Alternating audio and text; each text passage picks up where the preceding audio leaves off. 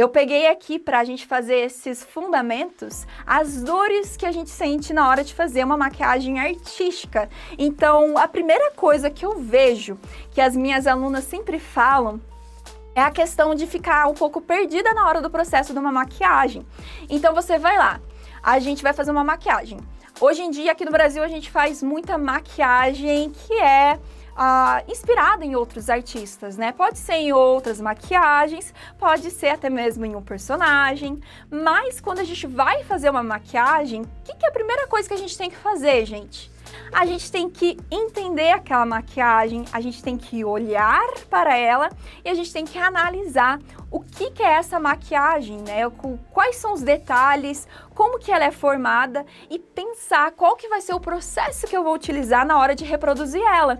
Por quê? Porque a gente tem que entender tudo titim por titim antes de colocar a mão na prática. Então anota isso, que isso é importante.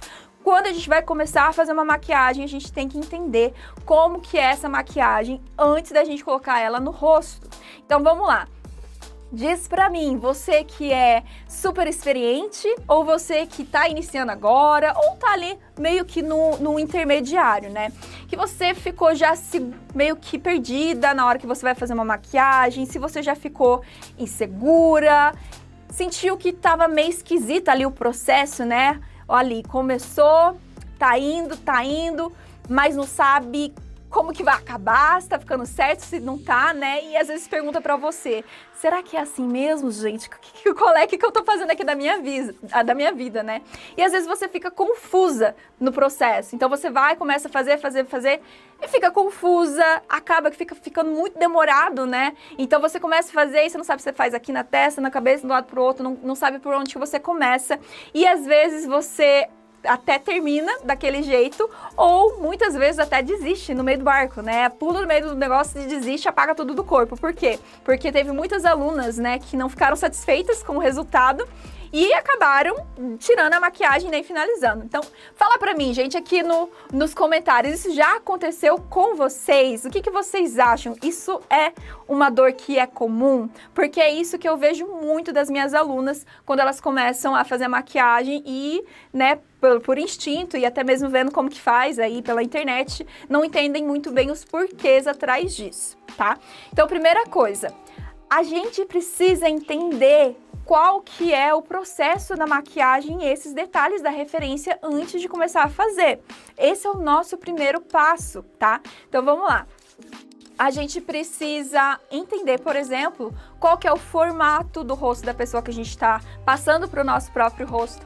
Vamos supor, quando a gente vai fazer uma maquiagem, a gente vê os olhos, a gente vê o nariz, a gente vê a boca da pessoa e a gente tem que ter uma noção de como que esses pontos que são referências na maquiagem que a gente está fazendo de referência, né, da nossa maquiagem que a gente pegou de inspiração, como que esses pontos podem ser, né, transmitidos para o nosso próprio rosto, para a nossa própria maquiagem. Então eu falo que isso são os pontos focais. A hora que a gente começa a achar áreas, né, que são familiares ali em outras maquiagens, até mesmo personagens, e tentar meio que posicionar isso no nosso rosto. Então vamos supor, todo mundo tem olho, todo mundo tem nariz, todo mundo tem boca e todo mundo tem o rosto, né? Então a gente vai olhar o quê?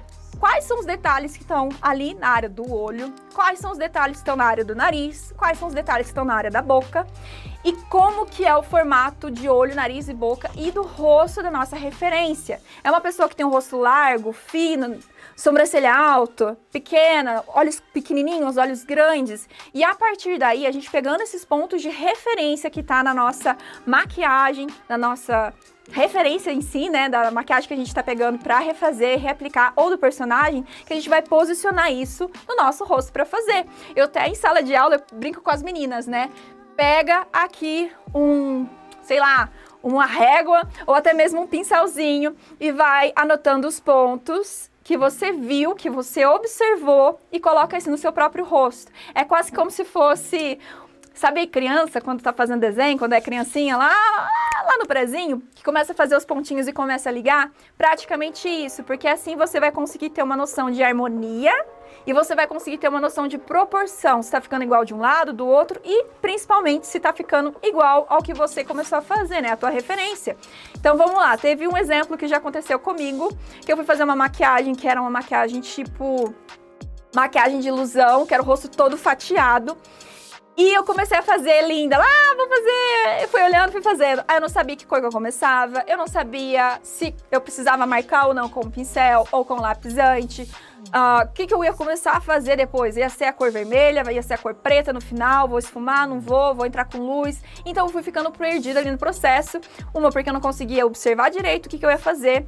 E dois, porque eu não conseguia entender qual que é o processo para alcançar aquele resultado e marcar isso tanto na minha cabeça, né, quanto no meu próprio rosto, tá?